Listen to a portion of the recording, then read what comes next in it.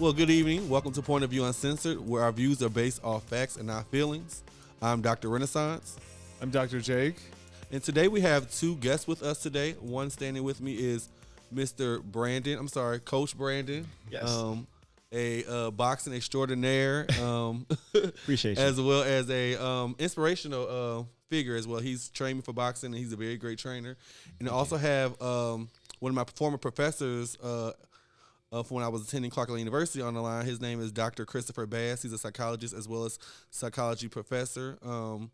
He's taught many classes, and I'm sure he'll go deep into it, but one of my favorite classes we discussed was human sexuality, which is something we are going to cover. So I'll let you both introduce yourselves, and then we'll go into our topic. Okay. Just as Dr. Renaissance shared, my name is Coach Brandon.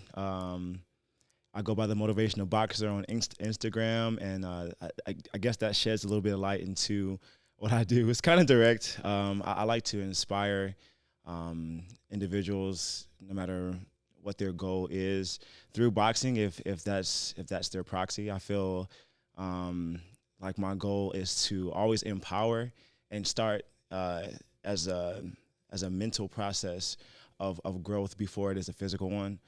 I do believe that there is lots of power and ambition and having that drive, but my question is always, what's going to get you to that second class, and what are some barriers that are holding you back from being the best version of yourself, whether it's taking the risk of exercising or taking the risk of doing what it is defines you. So I'm excited to be here, and I'm glad to have been invited for sure.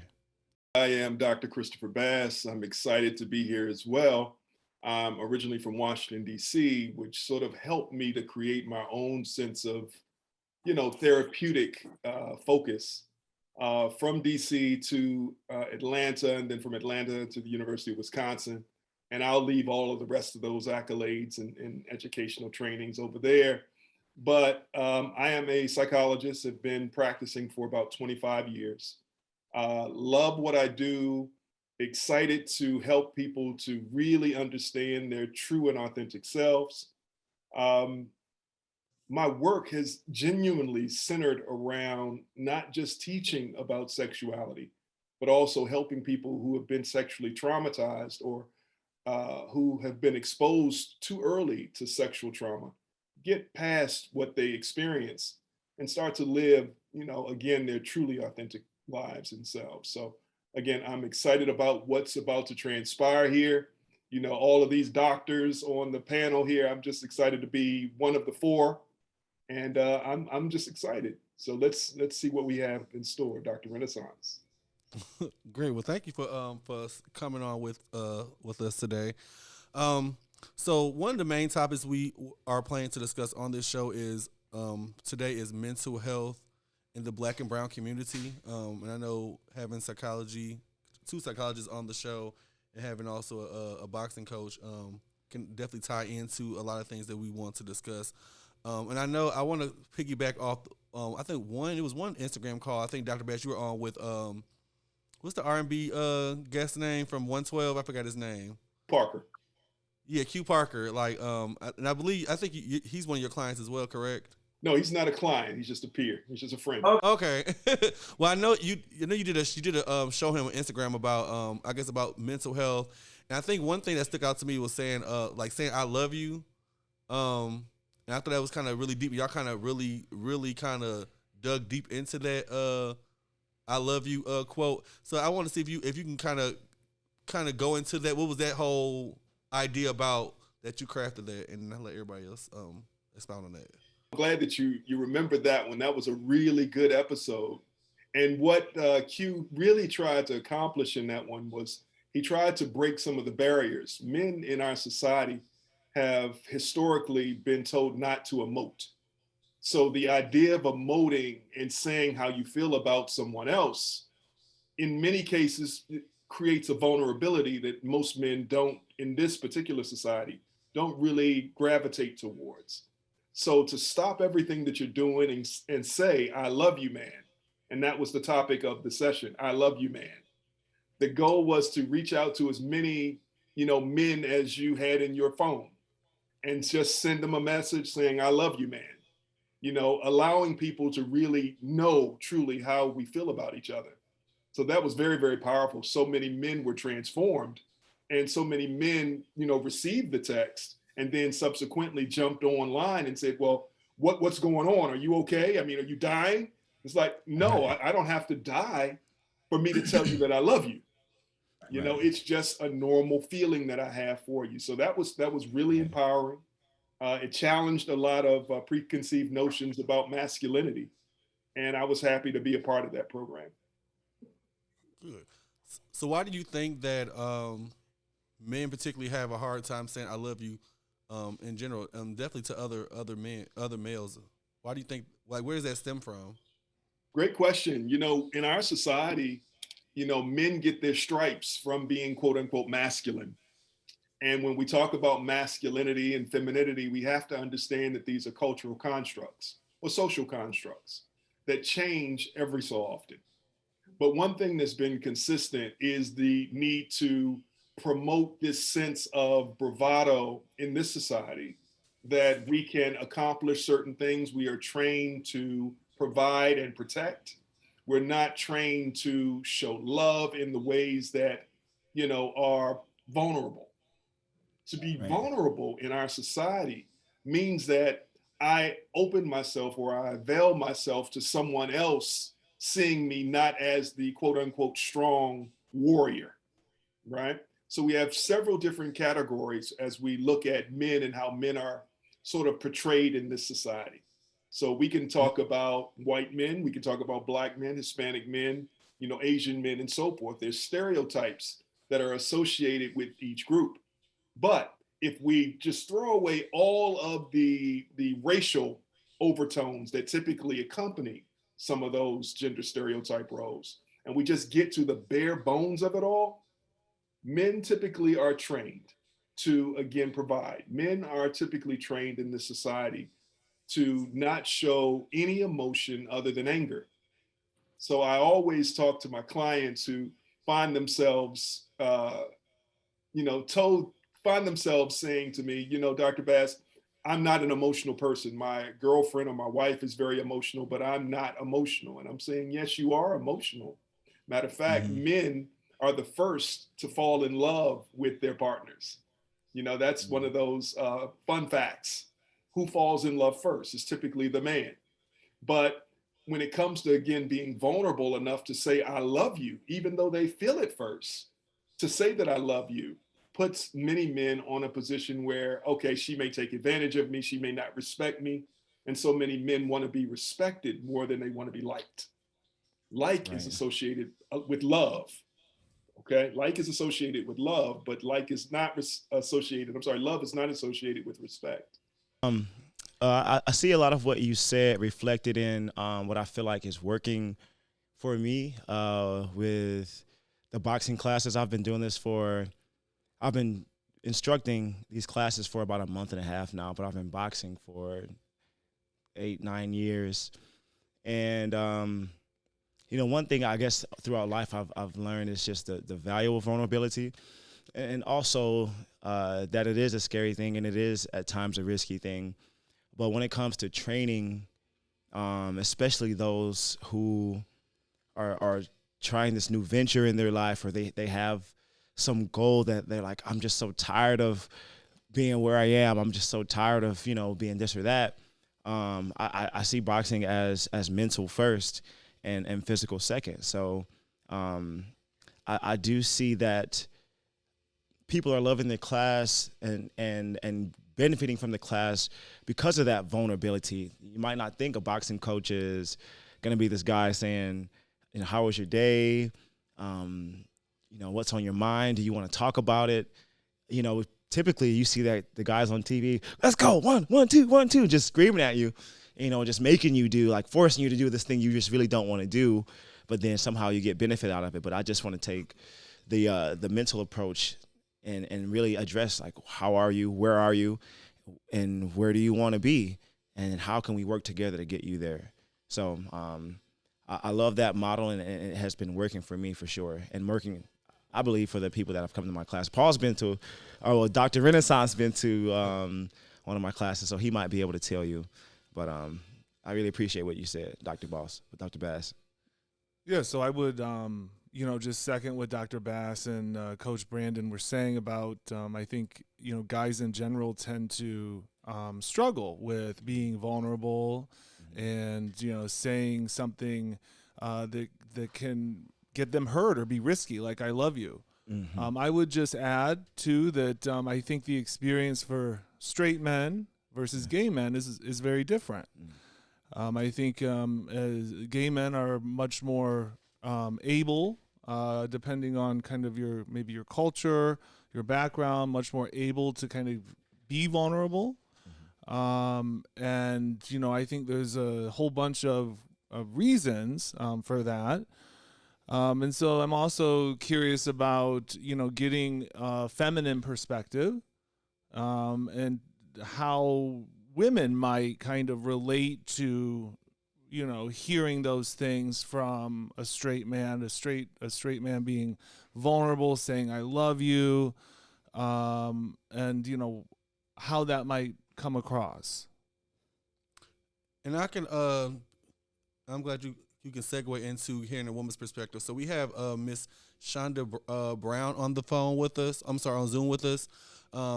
Who I know she's author of 3 books at this point. She's a wonderful mother. I know she will definitely has a lot of knowledge when it comes to, women, mental health, as well as relationships as far as, from the woman's perspective. How you doing, Miss Brown? I call you Mama Brown. I'm doing fine. How's everybody doing this evening? Great. Really well. Glad to have you on tonight. Thank you for inviting me. I'm glad to be here. I'm actually humbled and honored to be here. I'm sorry, I had to jump off and jump back on, but can you all just tell me in a quick nutshell what we are discussing? I heard just a few things, but I don't want to be out of order with my comments. I already started writing down notes. Dr. Bass or D? Dr. Bass, are you on? Did you want to give a little brief synopsis of what we talked about? Sure. Ms. Brown, what we talked about really was the vulnerability of men in our society. Mm-hmm. Also understanding why some men are trained to emote and some men are trained not to. But generally speaking, men have this sort of narrative, if you will, for lack of a better phrase, this narrative that in order to be more masculine, you have to suppress a lot of your emotions. So I gave my piece, Coach Brandon gave his piece, and now we're excited to hear your piece. Okay, so in the vein of men being vulnerable, of course I can relate because I am also, in addition to being a writer, I am the mother of a 35-year-old son that I raised as a single parent. So I've always taught, I have a son and daughter. My daughter is 36, Lamonte is 35. I've always taught them to just be honest about how they feel. And so my take on being vulnerable is, I think that it is, it definitely speaks to how we are raised and our upbringing and who raised us. So were you raised by your mom? Were you raised by both parents?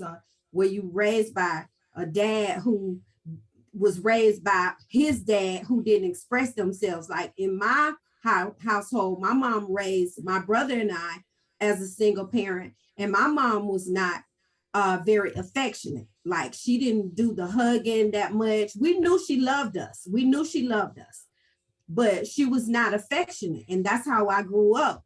So I grew up, and I'm still talking about, and I'm gonna get to me and being vulnerable. So I grew up saying and thinking as a young child, oh, when I get grown, I want a hug. I want to be held. I want, and the older I got, my mom is deceased now. She passed when she was 59, 14 years ago. But when I grew up, and she, of course, was 20 years older than me, and we would try to hug her, and she would always, but that was based on how she was raised. And so I think that a lot of how we end up as adults speaks a lot to how we were raised, the households we were raised in, the people that that had a lot to do with our upbringing, even some of our teachers. And so I just, like, growing up, I always thought, I said, oh, you know what, when I have kids, I just want to be different. Like, I want to be expressive, and I'm a talker, which I'm pretty sure y'all probably done figured out by now. Very expressive, and I write. So I love words. I love expressing myself. I don't like not telling the truth. You know, when we were growing up, we would get whippings because I was the one who would tell everything. And so because of how I was raised, I was determined not to do that to my children. And so Jake and Paul both know my son, Lamonte. Lamonte is very vocal. Now y'all know why. Because in our household, you know, no matter how you felt, if it had something to do with sexuality, if it had something to do with how people mistreated you outside of the home, we would have a conversation about it. And so here it is, fast forward for me raising the kids. They're 18 months apart in the same household, and same rearing, same discipline. And my son and daughter are like day and night. Monte is very vocal. My daughter, you're gonna have to pull it out of her. She's like rough around the edges, but she has a good heart, soft heart. But Lamonte is more vocal. And so I, in my opinion, as far as men, brothers, no matter what color, no matter gay, straight, whatever, I just think that the parents have a lot to do with how our men feel now that they're grown. Like, I've sat at my son's bar and had conversations with grown men who say, oh, you know what, it's so good that you come down here. Oh, and let me just say this too. My son is a gay African-American male child. And so I would sit at his bar and people would say, oh, it's, other men would say to me, it's so nice that you come down here and support Lamonte. And I'm like, well, why wouldn't I come? It's life for me and for the children and for all of you. It's about choices. And I always say to my son and his friends, anybody in my presence, just be safe. Be safe. Tell the truth. You got to be true to yourself, because if you suppress how you feel, if you grow up not telling the truth, not being who you really are, you're going to have something on your hands that you're going to have to deal with. You're going to have to go talk to somebody. You're going to have to be true to yourself. I love the, and then I'll hush and let somebody else take the mic. I love the saying, to thine own self be true. Be true. Because if you tell the truth, I mean, my mother taught us the truth outlive a lie any day of the week. So if you tell the truth, then you don't have to worry about trying to follow up with a lie. And so I just think that parents do, not all parents, because I know people are going to see this and hear this later, but I think that parents do a lot of damage and a lot of disservice to our male children because we don't allow them to be, for the lack of a better way to put it, like soft, or if they cry, I've heard people say, oh, with little boys, you're not supposed to cry. If it hurt, cry. You can cry. It's okay. We're human. This is how God made us. So anyway, that's my take on it. Just a little bit. Gotcha. Sorry, y'all. No, I love your church and everything. I love your amen energy. to that. I love your energy, and I don't know if you could see two screens at the same time, but while you were speaking, I was just smiling from ear to ear because I see you 100% correct. 100% correct. We get into a debate about nature and nurture, and what makes a person a person. Am I who I am because of how I was raised? Or am I who I am because genetically my parents created this, right? So we do know that personality starts somewhere around 4 years old. And who you are at 4 years old typically sort of goes until you transition. So Mhm. at 4 years old, what's going on with dressing your son in blue or dressing your daughter in pink and all of the social structures that come Mhm. together, like you mentioned, you cannot cry if you get hurt. You cannot express yourself emotionally. What Mhm. happens if I like somebody? You know, little boys are told to like, who is your girlfriend? But little Mhm. girls are asked, you know, how are your grades? You Mhm. know, if a little girl likes somebody, she's being fast. But if a little boy likes somebody, he should like, you know, someone. So it's a whole lot of this social nonsense. But I wanted to chime in just a little bit and add one theory just for your listeners. There's something called the reciprocal gene environment model. And the reciprocal gene environment model just basically says this, and Dr. Jake, I'm sure you know about this one. But what it says is that you are, in many cases, more likely to recreate the script of your youth. You know, Mhm. now Freud said it, and some other, you know, psychologists or theorists said this before, but we are more prone to create the script that we, you know, identify as our foundation. So if our foundation, and this is what I was talking to you about earlier, Coach Brandon, if our foundation is based in chaos, if the Mm-hmm. way that our parents showed love was danger or bad or toxic or fill in the Right, blank, right. then more than likely what we will do is when we get older and we begin to experience and express our love for someone else, then it Mm-hmm. may come out in the same way. So Right. when we talk about men not having the ability in this society to really express themselves, I'm looking at that as toxic masculinity, Yes, for not sure. what you see with this hyper masculinity concept that people are talking about. I see both of them actually as toxic Right. masculinity traits. For sure. I think the whole idea of heightened masculinity is a mask in and of itself. You know, I've definitely found myself um, when I was in grad school a couple years ago. Uh, I wasn't getting that sense of fulfillment. I'm like, this isn't it. So I suffered through a depressive period where I'm like, I gotta be this guy. I gotta be this guy. I gotta be this guy. But something in me said, I'm not this guy right now. It's just not. But I spent a year just kind of quote unquote powering through it and being really prideful about it to the point where I drove myself into a like, I hate what I'm doing right now, and I'm not happy, you know. And it was like I felt like my honesty wouldn't be received, and therefore I didn't share it. But once I did, you know, of course, I got myself out of school. You know, I didn't think of it as quitting. You know, like not like my parents did. They, you know, like you know, you don't need to quit. I didn't think of it as quitting. I thought of it as like self-love and self-care. And I had to decide like whether or not the way I feel about it was going to be received. I got to live this truth. And I think you know, for a while I had that heightened masculinity. I don't need anybody. I can do this myself.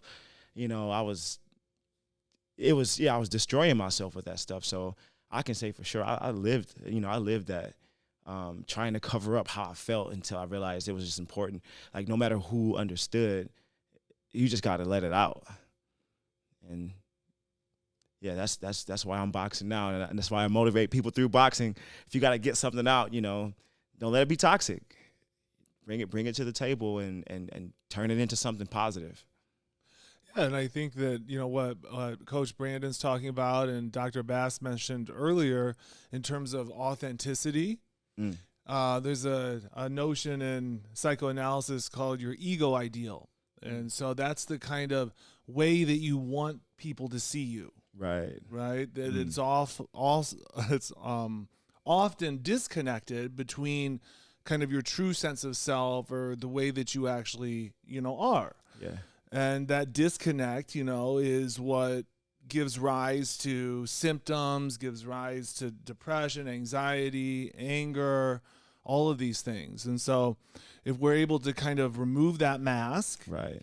and be more authentic, be more true to who Right. we are, we're typically going to be more healthy in terms of mental illness. Right. And that both the notions that, you know, we've been talking about, the toxic masculinity, hyper masculinity, that's a kind of false mask that's been given to us by what Miss Brown was saying, generations of values and lessons that have been handed down. Partially, we need to break those patterns, and it's hard. It's really hard to break out of family patterns. Right.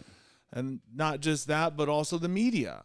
It's gotten better, but we're constantly getting reinforced. Guys are reinforcing this sense of that it's cool to be overly macho at the expense of vulnerability and love. Absolutely. The idea of creating that true and authentic self and showing that true and authentic self is ideal. And I agree with you 100%, but it's not safe. A lot of times other men won't allow us to be our true and authentic selves because it's perceived as something that's negative.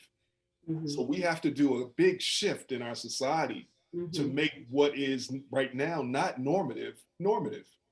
Because again, I agree with you, Doc, when it comes to the masks that people wear, folks will wear these masks from, like I mentioned, 4 years old all the way until they die. And you see so many relationships not really having an opportunity to manifest because you have two people possibly wearing masks. Even if if we're raised to show emotion, watch this, here we go. If we are trained and come from a family that teaches us how to say things, how we feel, and do all of those things, we could find ourselves with a partner who grew up totally different. They can grow up similar to how you described your growing up early years, Ms. Brown. How your parents really didn't promote a lot of the touchy-feely, emotional piece. So now here I am, somebody who is emotional. I've been taught that it's okay to express my emotion, but I find myself with a woman who looks at my expression of emotion as a weakness. So not only, Dr. Jake, do men look at me negatively, but now I'm partnered with a woman who's looking at me negatively. What am I more likely to do? I'm more likely to put back on that mask and suppress everything in order to conform to what society tells me I should be. I wonder if there's maybe a racial component to this as well, in terms of the African American community might be different than, let's say the white community, the Hispanic community, or other kinds of demographics. I don't know if anybody wants to speak to that. Yeah, and I want to kind of talk about that. I'm kind of glad you got into that. One lady asked me, a black woman, she asked me when I brought these type of issues up, she said, well, who can you trust with your mental health? So I think that's kind of been the general synopsis, is that as a community, black people do not trust psychologists, black mental health, just because throughout history, like you'll see, there's instances where the last show we had with Desmond, he was a victim of police brutality. He went to a therapist, and the therapist was pretty much going to the police, telling him everything, where it made him not want to trust the system. So we in these type of situations, what are we to do as a black community? I have to say this, and I'm sure everybody's going to say it. There's multiple black communities. There's no such thing as just one black community, just like there's no such thing as one white community or one gay male community. There's so many different variables and layers to this thing. So we have to be very, very careful when we say that, just the black community. Now you're talking about socioeconomic status. Which group? We're talking about folks from the North? Are we talking about folks from the South? Are we talking about Westerners? What are we talking about? Because I want to make sure that I'm clear when I answer in my own perspective, because I'm coming from DC now. So the DC culture influenced the way that I'm going to answer from a DC perspective, even though I've been living in Georgia for 20 years. So I can give you a little bit, but if you could help me just to narrow that down just a little bit, I could give you my truly complete honest answer. Well, more so the poverty, I guess the more impoverished communities, us not having access to health care, just those basic needs where, it's the poor blacks who really don't want to go to the hospital. They don't want to get the COVID vaccine shot, everything that, they're I think we're kind of, as a community confused, like knowing who to trust for our health care. I have maybe can I ask a question that might summarize that? Dr. Bass, I'm gonna ask it in a general way, and I just want you to because you're the professional, so I want you to try to like just make your own question out of it if I'm too general.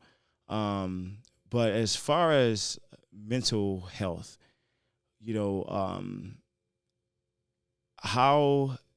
what do you believe is the condition of the mental health consciousness for Black people? And I say Black people because let's talk about like how is it represented in media? How like what's feeding the subconscious, about Black health consciousness, and do you believe that we get in our own way? And as I'm talking about, you may even see things maybe in yourself that you may have gotten in your own way and may be able to empathize, with someone else. But, try to help me with that question. But what's the narrative? What do you see as the narrative? There's always been a stigma in the African-American community about seeking services outside of the community.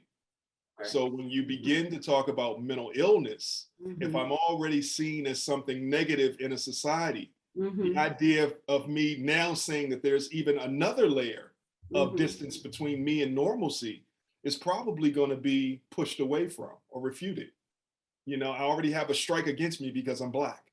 I may have another strike against me because I'm poor. I can't afford to talk to anybody. And even if I get an opportunity to talk to somebody, they're going to come from a different perspective than what I'm used to in my community. So they're not going to be culturally, competent. They're not going to know what I value, and then we have historical, things like the Tuskegee experiment, where the United States government, gave syphilis or didn't treat the syphilis in, the community of Tuskegee, Alabama. We got, so many other, historical cases where Black people were experimented on, where they may not trust, the medical establishment, and especially the psychological establishment. You mean to tell me that I'm going to come into a stranger's office and be vulnerable enough to tell this man or this woman, even if they are Black, all of my business? No, we don't do that. No, we go to church.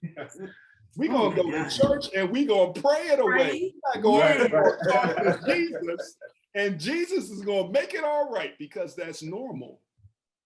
It's not normal to go and talk to a stranger about my problems, because that stranger, just like you said, Doc, that stranger may come and tell my business to someone else. And Dr. Jake, you and I both know that that's highly unethical and really a violation of confidentiality and all of that.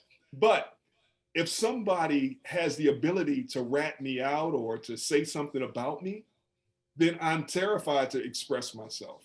Maybe I do like something outside of the realms of what's normal for people my age. And I tell you, now my secret is out. I work right now with a client who is a very, very popular artist. And in our session just recently, he came to me and he said, Dr. Bass, I have been with women my whole life, but last year during the COVID experience, for the first time, I slept with a man. And he began to cry. Now, I've been working with this young man for about 7 months, 6-7 months now. And he began to cry, not because he felt this thing. He started to cry because he had never felt vulnerable enough to share that idea with somebody else. And what was I, as a Black man, going to do to him? How am I now going to judge him because he's now gay or having homoerotic thoughts or behaviors? What happens to me as I, in his mind, reject him for being outside of quote unquote normalcy? It's a very scary place, man, for people to feel vulnerable enough to share that, especially with the stigma in the Black community. Right. So and then I want to add that in my notes I wrote down that as far as mental health, and this is for everybody's listening, traditionally and culturally, and I'm speaking again, raised in a Black home around Black folks, we gonna pray. If somebody acts different and they were really mentally ill, anybody act different in the family, we would either call them crazy or we would say, oh no, we just gonna pray, honey. He gonna be all right. Just sit them over there in the corner and they're gonna be all right. That's Not right. really like, defining what it was that people in our family, had mental illness going on. But because of, again, and I know I keep saying this, but I'm speaking from my frame of reference is how I was raised. That's what I was raised to hear. And then even like teenager, going to college, everything in my experience has been that, like you said, Dr. Bass, that we just didn't go out and tell our business, especially not to a stranger. But here it is in 2021.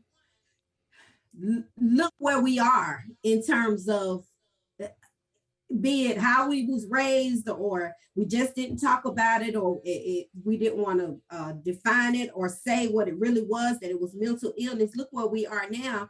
We end up, and we're in this place in society where, to me, I feel like men and women, not just men, but men and women are scared to be who they really are and to express that, they could be mentally ill to the point of having suicidal thoughts, but they're so scared to go talk to somebody professionally. They just suffer in silence. And like I said, my 3 books, all of my books are self-help type books. In each of my books, and all of the books that God gives me to write, the inspiration to write, I always talk about, if you need professional help, stop listening to people telling you, oh, we just gonna pray it away. Honey, if you gay, we just gonna pray. We just gonna seek the Lord. We gonna do that, but you need some professional help. And I always encourage people in my books. I use the platform that I have. It is very risky. It is very scary to think that you will go to a professional and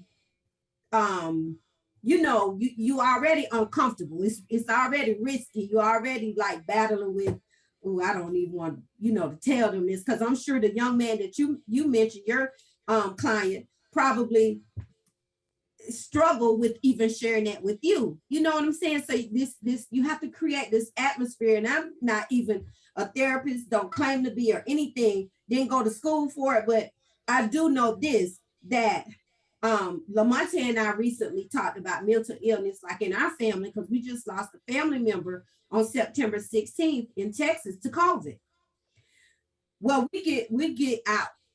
We 14 of us from Georgia flew or drove to Texas. And so it was just chaotic, because the family members don't really want to deal with truth, and people are judgmental and just not being who they are, not saying where they were. Like my cousin that died, she was 51, she was asthmatic, and half of them talking, just saying this tradition stuff. Oh no, I'm not getting the vaccine because it's not safe. I know what they said. I read this on the internet. I'm like, you read it on the internet. So that makes it not safe. And so it's just a lot of bad information. And I know that it's risky, but I'm telling you, when I have an opportunity or a platform through my books, through motivational speaking, I always encourage people to be who God made you, who you are, who your authentic self. I love that. Be who you are, because you can be the best you that can't nobody else beat me being Shunda Brown. Nobody else in the whole world, flaws and all. Can't nobody else beat me being me. And so I think that in our community, to the young man that liked to box it out. I think that in our community, we just, rather than deal with issues or deal with how we feel, I think that we just, we do suppress it, and then it just adds on, and it makes situations and feelings more worse than what they should be or could be. And there's a chapter in one of my books, y'all. This is a shameless plug. I'm sorry, but I'm just my frame of reference is my books and what I write. That says if you don't deal with it, it will deal with you. And so as far as mental illness goes, and so I used the opportunity in Texas with my family, we from the deep South. I'm from Valdosta, Georgia. So grew up in the country, raised country, now been in Atlanta about 35 years in the city where it's on and popping.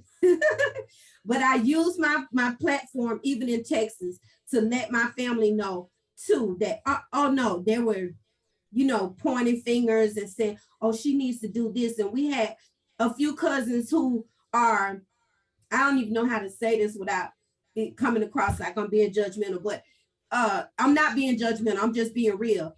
A few cousins who are clearly gay, but they are not out of the closet to some of our family members. And so they were kind of put to shame a little bit. And I'm like, oh my God, do you know how much damage that is doing to them? So Monte and I had this whole conversation. We still talking about it.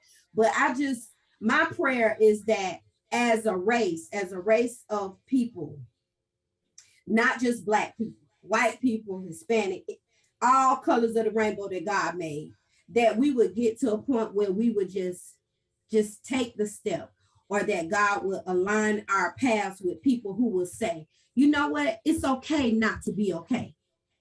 It's okay to go see a therapist, and I'll say this and then I'll hush for a few more minutes. In my family, they used to say, oh, you're going to see a psychiatrist? Honey, they can't tell you nothing. They charge you all that money and they ain't gonna help you. You could just talk to Jesus. No, I'm gonna talk to Jesus, but I'm gonna need to go sit on somebody's couch and be honest and just get, because the other thing is in our families, in my family, is when your family knows you or they think they know you, they're gonna be biased, because they don't want to hurt your feelings. They don't want to, tell you that, oh no, you were wrong, honey. That's wrong. And that's not the way you need to go. You need to get professional help. So that's my take. I know I went all over the world, but I'm sorry. No, you did. I'm excited to be here with y'all, honey. You were great. If I may, Dr. Renaissance, Dr. Jake, if I may, let me just tell this really, really quick story. And I'm glad that you were talking about that in terms of family, Ms. Brown, because my mom came out the closet when I was 7 years old. And she was depressed for much of my younger years.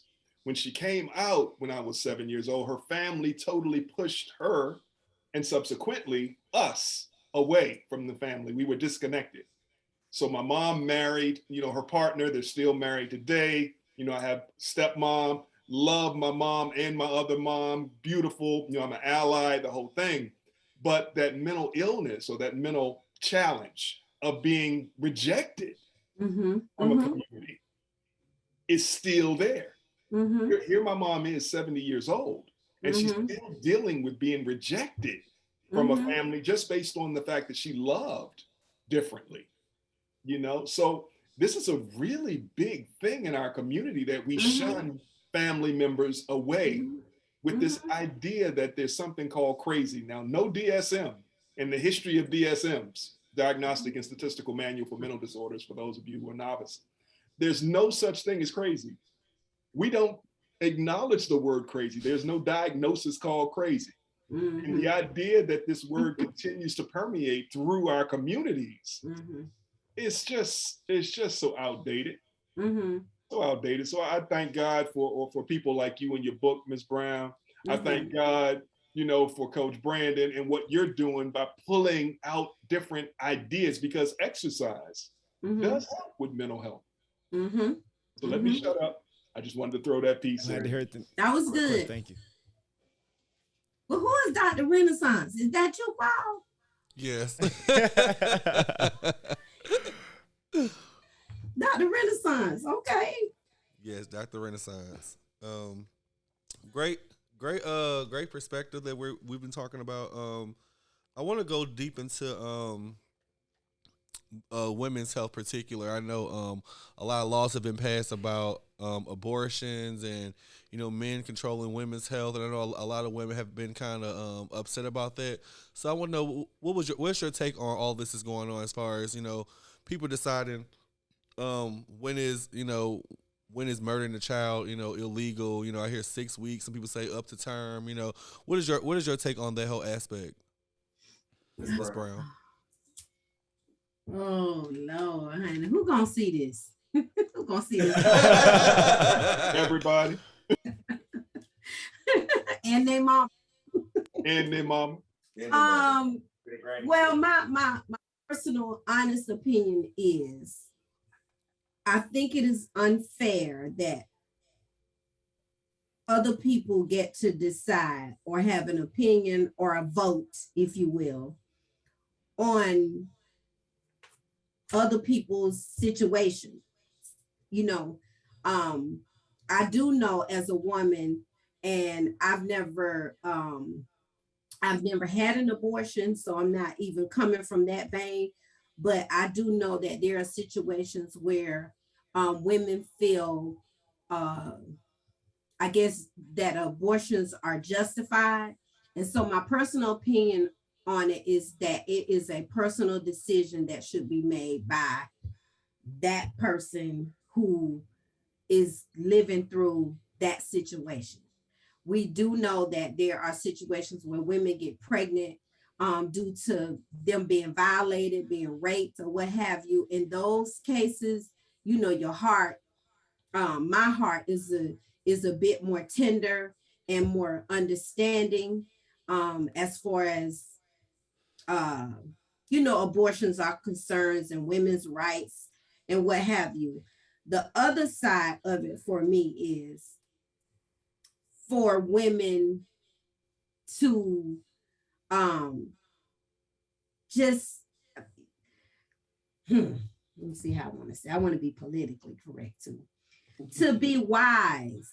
I know this, I know I went to college and was wild, and I'm almost 60 now, but I didn't get here by being a saint. I did stuff too in the past that, I probably escaped a lot of stuff. Just didn't catch up with me, some of the wrongs that I did. And I thank God for that. But I do know that, a lot of decisions that are made in politics or what have you, as it relates to women's abortions, I do think that, it's a woman's right. It is our bodies and it's our right. But I also feel I'm torn because I also feel that we just have to, use wisdom, because we do know we're not slow to think that everybody who gets an abortion was violated. We know that's not the case. Everybody that gets an abortion, some people get abortions for many reasons, but just, because you were careless or because you made a bad decision or because you got drunk and you got pregnant and now you want to have an abortion. I think that, we all have to be wise and not, yes, you asked me the question as a woman, so that's a woman's perspective, but also men too, because it takes two to tango. So, you just got to use wisdom. And I've only been pregnant twice and I have 2 children. This goes back to, and I can only speak from this, I keep saying it, but this is how I was raised in the church. So y'all already know what I'm about to say. You had a baby. Oh, you grown enough to make a baby. You grown enough to have it, baby. You gonna have it. Now they might have hid the baby back in the day. You didn't know who, especially if it was a bunch of, kids in the house. You maybe didn't know which daughter's or which son's child it was. But in my day, abortions was not heard of in my day. Back in the day, I was born in the 60s, y'all. And but here it is, 2021. You know, we got young folks and older folks who want to be young, still dealing with it, like still getting pregnant, like still having one night stands, still not using protection, still not being wise. So I just think that, you know, it's a personal thing. I don't think that it's fair that people get to judge you and decide when, you know, but then the other part of me is like, you know, when I was pregnant, once I felt my baby moving and growing, ain't no way. I just couldn't have done it. And I had both of my children out of wedlock. They was gonna see this now. I'm just kidding. But I just, you know, I just think it's a personal decision, and I think that it's unfortunate that you know, some lawmakers feel like it's a decision that's up to them, you know, and I think that people will be slower to judge and slower to vote against certain things when it hits their homes or their front doors, if that makes sense, or their lives or their children's lives.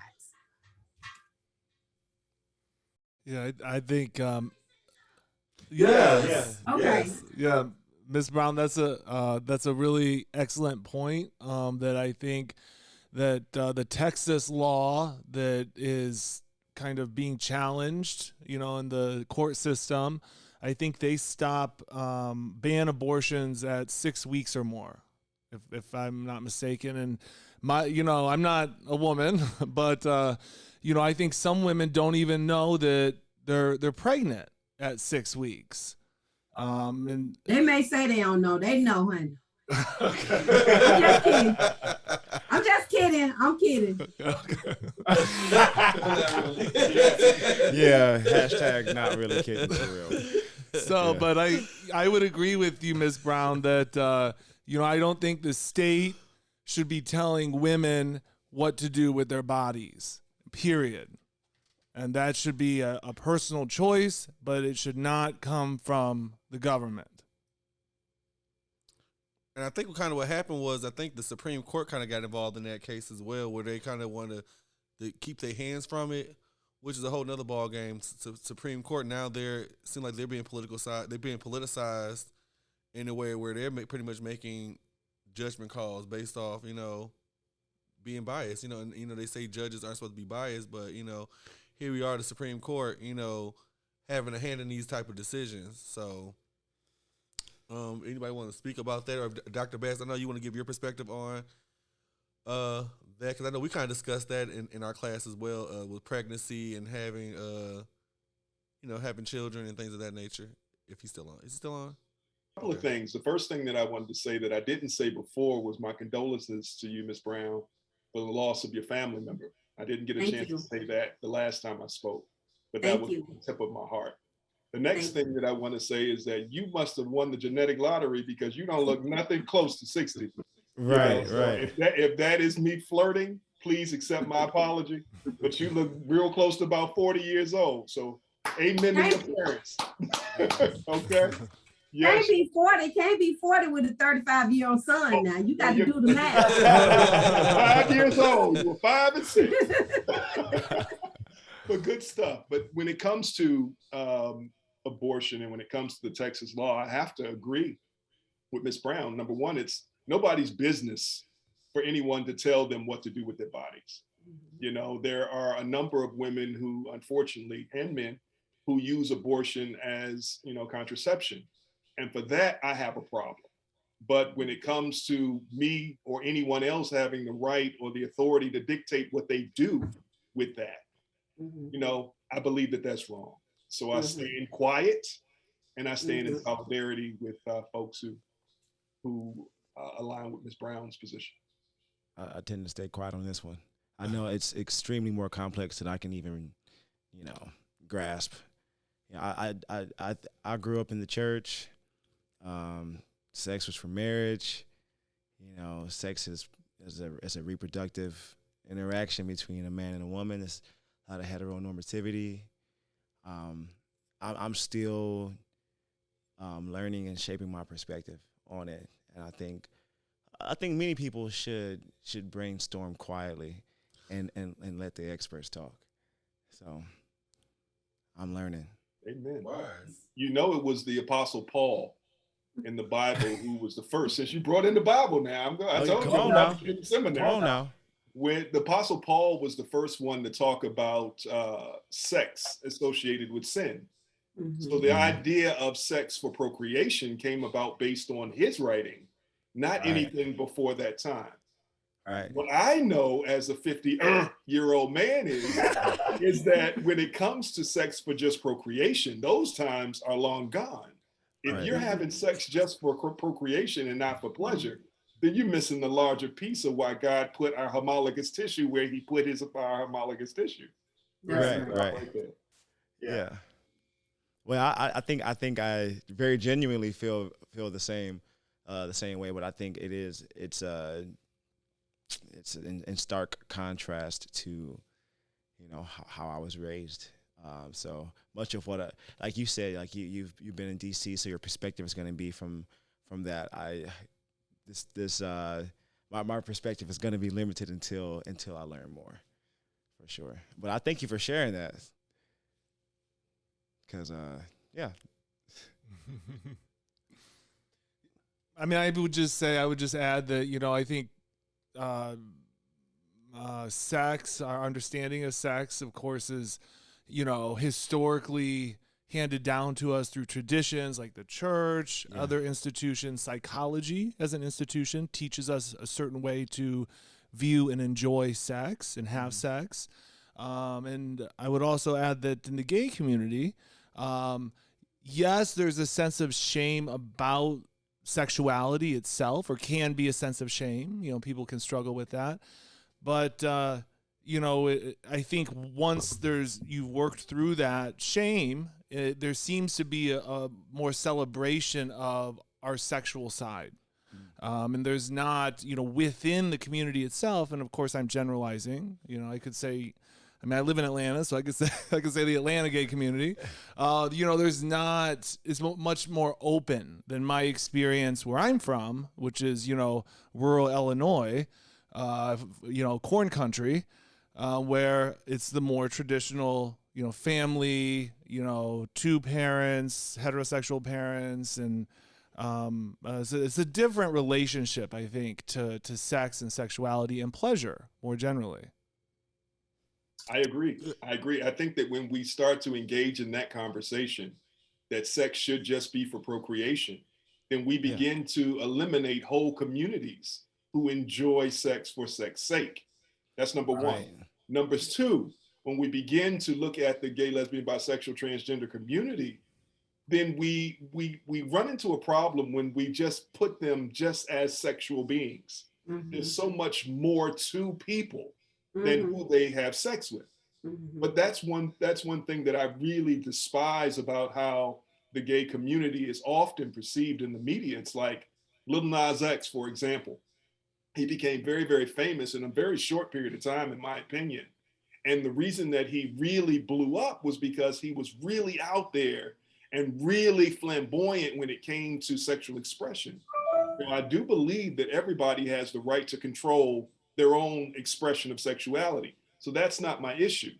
My only issue is that when other people say that that's all that gay people are people who walk around in tight pink shorts. That's all that gay people are people who have sex in lewd and lascivious places. That's all that gay people are. And I have a problem with that because it minimizes a human being to just a sexual act that's not done every single minute of every single day. So let's say a person has sex once a day. What happens to the other 23 hours of a person's existence? We just eliminate that. So I try to stay away from that idea that, Paul really alluded to or spoke of when he said that sex should just be for procreation. And there is no higher love than, if you really go back and you read Paul said there is no stronger love than that between a man and God, number one, but then number two, between a man and his friend who is also a male, right? So he promoted man on man love, not sexual, but man on man love. So what happened to the woman in that? What happened? It's so much patriarchy in a lot of the early writings of the apostles and so forth. So when you look at Christianity as a lens to really view all people, Jesus said in one of his earlier pieces in the Bible, "He who is without sin cast the first stone." You all remember that. And that there should be equal punishment for transgression. So if we understand that to be the case, then why aren't men sleeping with 20 women outside of their marriage, not given the same type of energy as men who sleep with other men or women who sleep with other women? It's just hypocrisy at astronomical levels. And I think that in our society, there always has to be a protagonist and an antagonist. There always has to be a hero and somebody who's a villain. And what I've seen white patriarchy do is to create groups and boxes of people who serve the role as the antagonist. And I tell you, in 2021, y'all, that's old. We got to get past that. Right. So I want to segue into that topic on sexuality as it pertains to human sexuality. Like I explained earlier before, I met Dr. Bass as a professor. I took his human sexuality class. It was a class I did not have to take. I took it as an elective because everyone was saying, "Well, you should take this human sexuality class." And I definitely glad I took it. It was a great experience. Like I learned so much, so much that I didn't know before. And one assignment that I will never forget that always struck with me is what he said. So I know he kind of said different, but how I looked at it was different. Was for extra credit assignment, if you go to a gay club or a gay strip club, I'll give you extra credit on your assignment, like to boost your grade up. And I think, at that time, we're all college students, so I think everyone's kind of confused, at least for the most part, from what I can recollect. It was just like, okay, like what kind of assignment is this? Like, I feel like people didn't know what to think. They didn't want to say yes or no. I think they were just sitting there kind of confused, like, should I go or shouldn't I go? And I just thought that was just very interesting. Like, wow, he came up with an assignment to go to a gay club, like. And like people were just looking confused, like, should I go? Is it worth me going? And so I wanted to talk about like what made you come up with that type of assignment, because that was very creative, like to come up with something like that. What I have found and what we sort of talked about earlier before the show is that there's a lot of ignorance based on those boxes that I just described. And the only way to understand ignorance is to come face to face with it. So the idea of sending heterosexual men into a gay bar, like, the number one place that I would send them would be a place on Peachtree Street called Bulldogs. And then I would also send them to a gay club further up Northside Drive. It's called Swingin' Richards, right? So I would send them, these heterosexual men, to these places so that they could confront their ignorance and that they could actually talk to people who are in that lifestyle, who are in that community. And even if they are approached and someone says, which has happened a couple of times, "I will buy you a drink. Can I buy you a drink?" Or they may have experienced some flirtation. They had to come to understand that just because you're in a gay environment, it does not mean that you are gay. You're not going to be turned gay just because somebody speaks to you, or you're not going to be transformed into a gay male if you accept a drink from another person. Or watch this, even if you have a sexual experience and you are trying to understand your own sexuality, if you entertained or if you investigated that lifestyle and you decided that that was not for you, it doesn't mean that you are what you have always feared the gay boogeyman to be. So I gave that assignment about 10, 15 years ago, and I've been doing it ever since. Gay men, go to a heterosexual club. How do you experience that environment? Lesbian women, you go to a straight, environment. Heterosexual women, you go to a lesbian night. So I wanted them to, again, Dr. Renaissance, come to an understanding of what they thought was not necessarily based in fact. It was based on what they were taught. So many people got their minds changed and their minds blown, and Mhm. they were like, oh my gosh, Dr. Bass, this was the best experience that I've ever had, because now I can call myself a true ally to the community. I no longer fear gay people.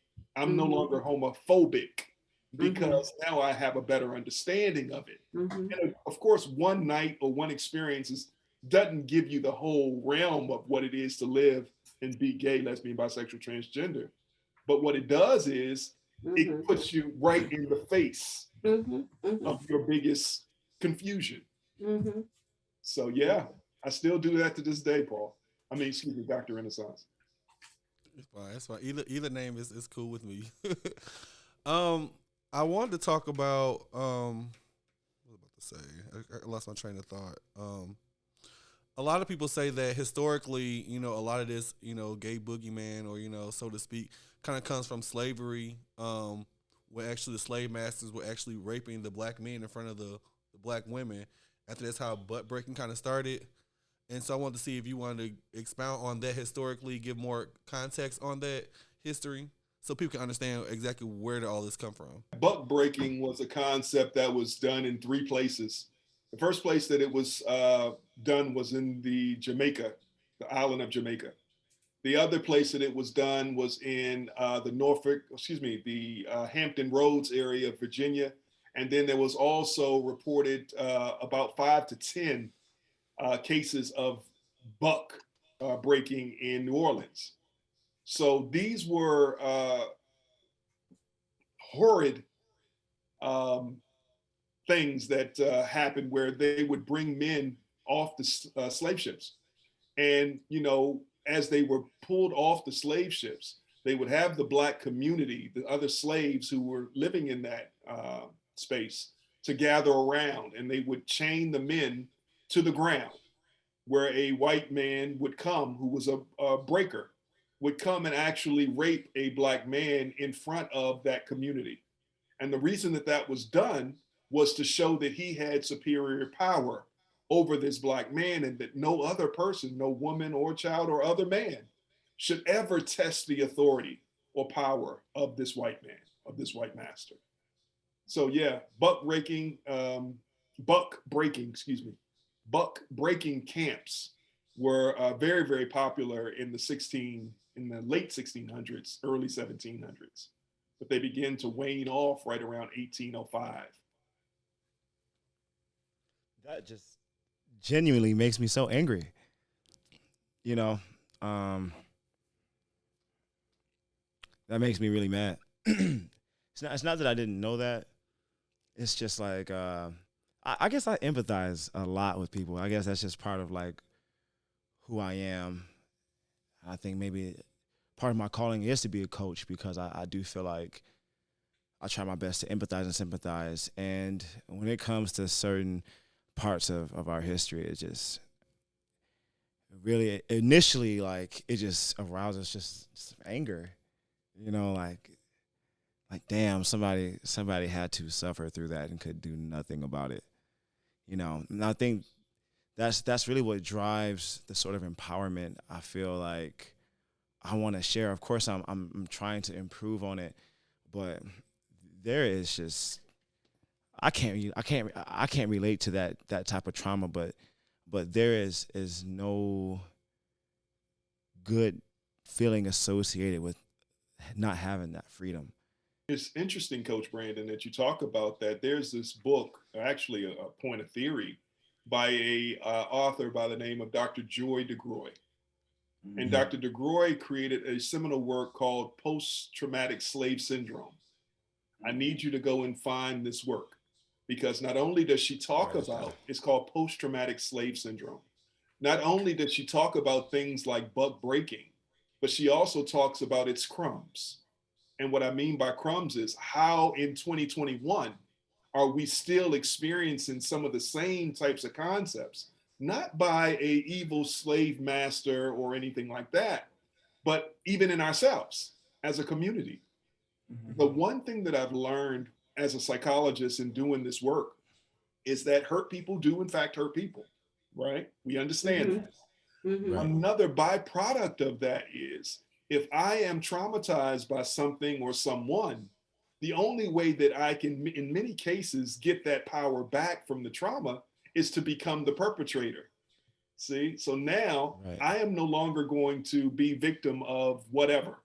I am going to now victimize. And that plays itself out in bullying. It plays Right. itself out because you know that bullies are the ones who have the lowest self-esteem, right? It plays Right. itself Right. out on those who hate the gay community because we know based on sciences that the one who screams gay, faggot, homo, they scream the loudest. Those are the ones who typically have the highest rates of homoerotic thought. You know, so it's a need to regain the power. So I want you to go, if you can, and find her work. Again, her name is Dr. Joy DeGroy, and her book and her work is really related to post-traumatic slave syndrome. You'll see how buck Gotcha. breaking still exists even today. Gotcha. Well, yeah, that sounds like an extremely useful resource, and I'll definitely dig into that. Hopefully, I can get in contact with you and tell you what I think about it. Thank you. Yeah, I mean, I think my only comment was I think that history of slavery and rape and exploitation by white men in particular speaks to current day struggles with power around sex and sexuality. Of course, historically, that is a blatant kind of example.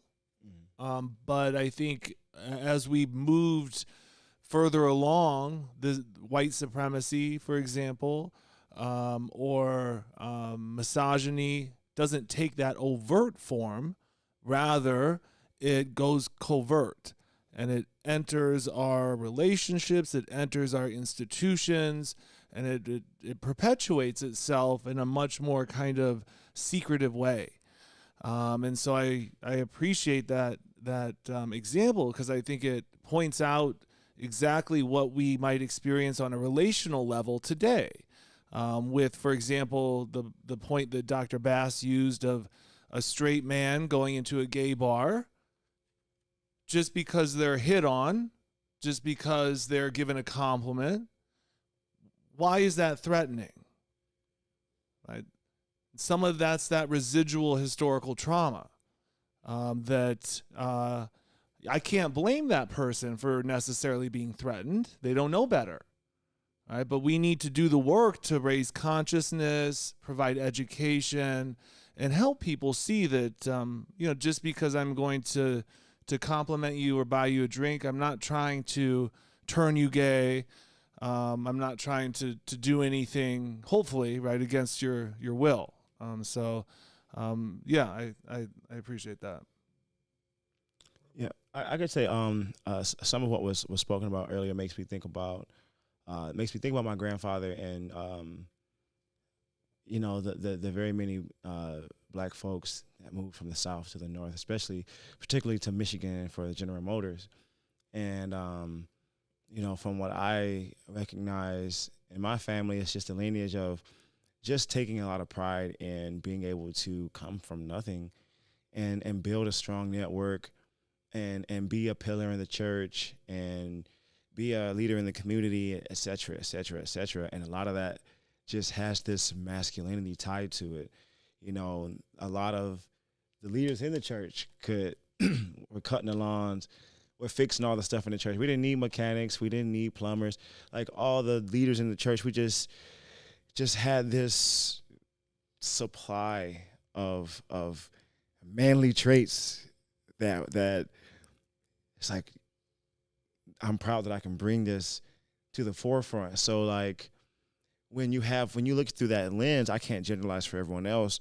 But when you think masculine, and then what you associate to be like feminine qualities, you shy away from those, whether it's talking about how you feel or being open-minded and being comfortable around someone who loves differently. It's like almost like you've got to be courageous at the end of the day, because as much as we can look at how other things in the past or whatever can define who we are or our value systems, we do have a choice, and it doesn't make it an easy choice, but you do have to step out of that comfort zone, and like no amount of history or foretelling of the future can prepare a person to just take that leap. And it's something that we all have to do individually for whatever it is that our goal is in life. And that's pretty much every class has like a word of encouragement, like at the end of my boxing classes, and I try to tie in a way that we can all relate with one another. And sometimes I use the word push or pain or excitement. Everybody was excited today or whatever. But one thing we all have to do is take that leap. You know, that's anything that's going to be worth in life. You're going to have to take that leap. And if you're not comfortable, if you decide you want to get uncomfortable with it, and you decide it's something that you want to continue to learn how to value, you got to leap. And so that's what I'm getting. You know, I'm kind of becoming more conscious of, you know, my foundation and how that may limit my ability to express love or to understand anyone who lives, loves, or thinks differently than I do. And at the same time, I'm like, I'm glad that I'm willing to take that leap and just try to understand. And I hope that anybody hearing this whole podcast, just if you got an inkling of a you know, something in you that says I want to understand, just take the leap, and perhaps you will get that understanding. That goes back to that ego ideal that Dr. Jake talked about. That goes back to that authentic self that Ms. Brown talked about. That goes back to being truly who you are. So what I would love to do and be a fly on your wall, you know, Coach, is to walk into your gym and to see these young people really expressing themselves in the ways that they feel comfortable expressing themselves, with a leader who truly knows who he is, that you won't necessarily put all of your necessary baggage on them, but they have an opportunity to create their own. Good. So I guess we'll get into our last topic was relationships. I know that's been pretty much our number one topic we've been talking about even in our previous episodes. But I know in our earlier episodes we didn't have any women on the show at the time, and I know a lot of women that have watched my show was saying, well, can we get a women's perspective? You know, I don't want to hear men talk all day. So that's why I'm glad we have Ms. Brown to give that perspective of, like, you know, what's going on, like, in this world of relationships. You know, I hear a lot of people say, you know, they don't want to get married. A lot of women say they rather just be single and, you know, just, you know, go up that corporate ladder. You know, they don't need a man, they're independent. And, you know, and traditionally, you know, people say that, you know, everyone wants somebody. So explain all that. Why is this happening? Honey, that's a loaded question. But I just, you know, I think that we would all be in a better place had we not been blessed to live through this at this age of technology and social media, because we compare ourselves. I hear them a lot on the news, all saying how the teenagers are judging themselves, or they're having self-esteem issues because of social media. So take that out, which we can't, and I think that we will be in a better place as far as any relationship, no matter, even with friendships, because now we use social media. And I like what you said, Dr. Brandon. The boxing, that's your name? Coach Brandon. Coach Yes, Brandon. ma'am. Maybe that was a prophetic word. But we just got some real doctors in here, so I don't even want to say anything. I'll humble myself and I'll get there. I'll call myself doctor when y'all not around. Okay, Coach Brandon, I have really like Dr. Bass said, I have enjoyed your sharing, you know, that you're using your platform, your classes to help others, to help educate others. And I am, and I'm gonna get to the relationship part. I am all for seeing the glass half full. So When I walk into my office, I am the one who, even on Mondays, y'all know Mondays are rough sometimes. After a weekend, you don't work all weekend or whatever you did on the weekend. Mondays are rough. And so I am the one in my office, believe it or not, that will come in even on Mondays. Happy Monday. How's everybody doing? I'm that one. Right. And I could be the one who have had a sleepless night, just flew in from Texas from attending my cousin's service. And on Monday, because I choose to see the glass half full versus half empty. I feel the same way towards relationships. I think that we, because of social media, we don't take the time to get to know people. So we end up, Paul, you said you talk to women who, have these opinions. Well, I don't need a man because I'm independent. That's if you peel the onion, it's more to it than that. I think that we have just like our ideas of relationships and friendships are real friendships and just standing in the gap for each other. All of that to me has been thwarted by social media, because social media and the news and the media, not just social media, paints these pictures when in reality that's not how it really is for a lot of people. And so at my age, I have friends who now are single and who are satisfied being single. Of course, we all want companionship. I think when you get like over 55, I think you just, you enjoy companionship. You enjoy, coming home to somebody and sharing, how your day went or whatever. But sometimes when you get seasoned, for the lack of another term, it's like you don't even want to be bothered. Because I don't entertain not on purpose. I don't entertain negativity. And I'm not saying I don't have my days and my nights when, I feel like I want to throw the towel in. I do, because I'm human, but I just choose to just think differently. And I think that all of us here tonight and those that will listen to this later, you have to you have to change the narrative. You got to change the tape. You got to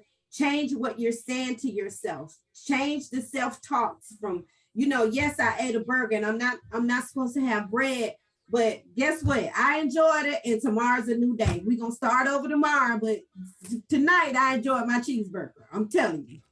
Right. And I ate all the bread. Right. Enjoy it. I just think that it is a blessing for all of us to use the platforms that we have, classrooms, jobs, even bartending. To me, that's a ministry in and of itself. You get to talk to people. Jake, you and Paul know this to be true. You get to talk to people. You get to know people on a personal level. You may not even know this with bartending or serving or whatever, or with coaching or with teaching, that you are in that place where you are, where you can talk somebody off the ledge just by being who you are, just by just listening. Because I know at the bar, y'all hear everything. Because I hear everything when I'm there, up to and including. You want another drink? I'm like, oh my God, I can't drink but 2 drinks and drive to Lithonia. Come on. But anyway, couple of things I wrote down, and I'm gonna be done for the night. Dr. Bassett said this, and I loved it, that we miss the opportunity when it comes to interacting with people who are gay. I think we miss the opportunity to really get to know people, because all we think about, sometimes, not everybody, but all we think about is the sexual side of somebody who is, somebody who is gay or transgender. That's all we think about. And I think we miss a whole opportunity of getting to know the whole person. And that's what I like when I interact with people.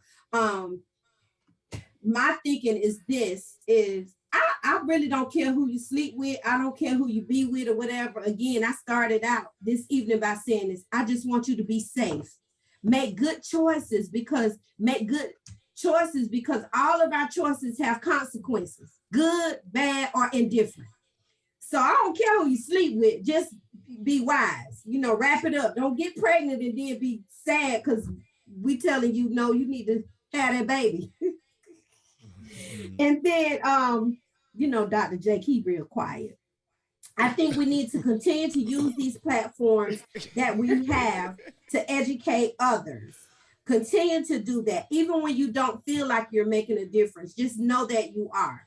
Because I don't think that we've gotten to where we are in our careers or our employment by accident. I know that. And just, teach people. I tell people all the time, if they want to hear it or not, don't be ignorant about what comes out of your mouth. Because for me, I've been taught that ignorance means to ignore the truth. And so don't be ignorant and making, judging people based on their sexuality or how they live, how much money they make or whatever. Just don't be ignorant. Get to know the whole person. And then the last thing I want to say is thank you to Dr. Renaissance for inviting me and for having me. Did that freeze again? No, it's a call coming through, but you should be fine. We can still hear you. Okay. So thank you for inviting me. Thank you for having me. Thank you, Dr. Bass, for the book recommendation. Coach Brandon, the book is available that he mentioned on thriftbooks.com. I've already ordered my copy. Thank you. I was sitting here. And I do believe, I like quotes and, the catchy phrases and stuff, but I do believe that knowledge is power. You know what you know. Some of us are book smart, some of us are street smart, and some of us got a mix of both. And I just think that it is a blessing for us to use these platforms to educate others. When you hear people make, homophobic or other comments or whatever, depending on the setting. But most times, case in point, my son works with Jake in Midtown at a bar that's known as a gay bar. I will take anybody, any of my friends. I don't do disclaimers because if they from Atlanta, they already know. I don't do disclaimers because a lot of times I just want to see, who's in my circle too. I just take them. Hey, we're going by Monte Job. Let's go hang out down here. Let's go, just go have a drink. Let's go grab something to eat. Because I just want to see just how people are and see, how they feel about certain things or what have you. Because you're in my personal space. So I have a right to know that. So when I take people to Midtown, we have great conversations. I have met some of the most amazing people at the bar, just talking to them complimenting me about, like I said early on about them. Oh, you're here to support your son. Why wouldn't I? It has nothing to do with who he decides to be with as far as a partner or having sex or whatever. I don't even as a mom, I don't even want to think about my children having sex, but I know they do, but still, I don't want to talk about that because there's so much more to both of my children. My son graduated from University of Georgia. He's smart. He's an English major. He's a smart kid. He can dance his ass off. It's more to him than who he decides to be with, in a relationship. So that's just my take on it. And I just thank you so much, Paul, Dr. Renaissance, for inviting me. I'll come back anytime. Y'all, please check me out. And go to shameless plug.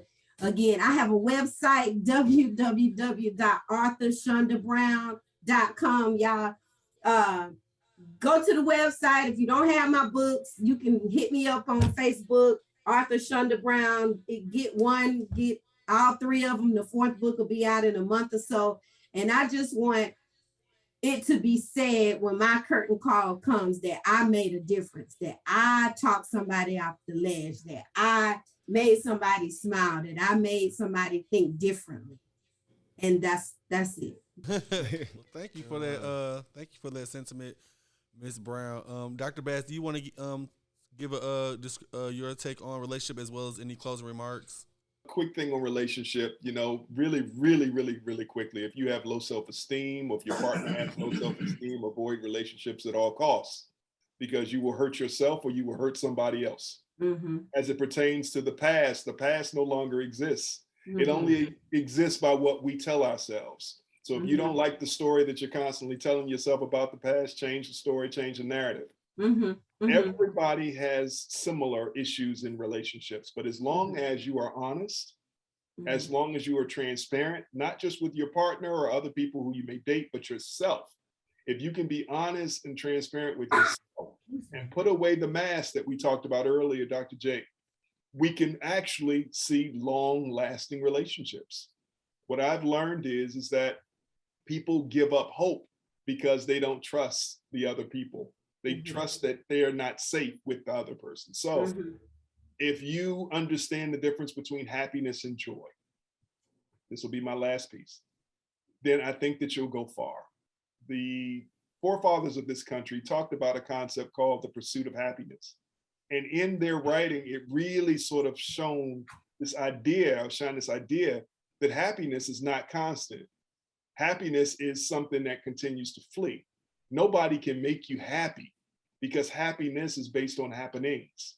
So when happy things in our perception are good, or things are good, then we say that we're happy. We attribute that title to when good things are happening in our world. What I want people to begin to understand is to shy away from the idea of happiness in relationships and really just center on that joy. You know, we have Black girl joy, we have Black boy joy, we have white boy joy, we have white girl joy, whatever type of joy you want to have. Joy is that thing that sits right inside of you that really doesn't depend on anybody else, right? Nobody can interfere or mess with your joy. So stop trying to be happy. Happiness is fleeting. In relationships, stop looking for a happy relationship, because when your partner gets upset with you or you get upset with your partner, then you're no longer happy. And that's why we run away from relationships when they don't feel like the butterflies that all relationships start with. So look for that joy in yourself first, and then look for that joy in someone else, and just be in each other's presence. That's it. Awesome. Some remarks that y'all want to let you go as you one of our guests. Yeah. Right now. Thank you, Ms. Brown and Dr. Bass, for your remarks. I think I've learned a great deal. I've been taking notes on a lot of different things, and many of which I would like to, continue to add to what I want to bring to the classes, and how I would like to benefit whoever decides to walk through those doors and hand me their time. And as far as the word relationship, I guess I'll give a different perspective. I believe that anyone who I train, especially in one-on-one sessions, I challenge the relationship to self. And I do try to listen very intently on how people talk about themselves, because we are in relationship with ourselves, whether we're looking in the mirror or we're just looking in retrospect from the past, the present, or how we're projecting ourselves to the future. I do interrogate those things that I feel may inherently just be negative and destructive to a person's level of self-esteem. And so I believe that trust that we don't have in letting others in is really the key to stepping outside of yourself and maybe adopting a different perspective or something a little more helpful to you than pride or what you feel like you can figure out by yourself. So I've learned how to be a better version of myself through other people, and that's because I don't have all the answers for myself, and God just didn't design me that way. That's why we need each other. So I do believe that we're all part of one body, though we believe we look and feel and have cultural differences. I do believe that lots of barriers are psychological. Lots of barriers are psychological, and we can overcome those together. So that's my teaching model. And again, I'm very grateful for all of you for what you've shared. And hopefully somebody's going to come to my next class and feel better than they did yesterday. Yeah, thank you, Ms. Brown and Dr. Bass, so much for being here today. I would just briefly add that there's a famous psychoanalyst, psychologist, Carl Jung. I don't know if anybody's heard of him. Carl Jung, he had a saying that, that which you don't like about somebody else is actually something that you don't like about yourself. And it's called projection. So I think if we rephrase that in terms of love, when you're loving somebody else, you're really loving yourself in the process. And so I would bring that lesson. I try and bring that lesson into my relationships, and I think that we all can work harder at doing that. Well, again, I'd like to thank you all again for. Thank you all again for tuning in and actually, being part of this conversation. I'm definitely grateful and appreciative of everyone for being on. I know you guys could have been doing other things, but you decided to, tune in today. Definitely, Coach Brandon, thank you again for hopping on. As I want to say, he is a great boxing coach. I've actually met him through someone else. Christian, I can say Christian, we give him a shout out. Yeah. He's an amazing coach, boxing coach as well. He introduced me to him and took a class and about a week ago and then you thought we met each other a long time ago. Right, right. Mm-hmm. So I definitely appreciate it. I would definitely encourage everyone to definitely take his class at Psych Mode. Coach Brandon, was it Motivation by Brandon on Instagram? _motivational_boxer. Yes. And also I want to leave with a book entitled The Unapologetic Guide to Black Mental Health. It's written by Dr. Rita Walker. She's a psychology professor at the University of Houston. I hope you can see this. Very great book, insightful book, to overcome a lot of mental health, depression, and things that we occur in our Black and brown poor communities. So other than that, I'm definitely grateful. Thank you for hopping on again. Thank you again, Dr. Renaissance. This wraps up our 7th episode of Point of View Uncensored. I know I wanted to discuss STDs and sexual transmitted diseases, but we can talk about that at a different episode. So again, thank you. I'm Dr. Renaissance. I'm Dr. Jake. And we're signing off on the 7th episode of Point of View Uncensored.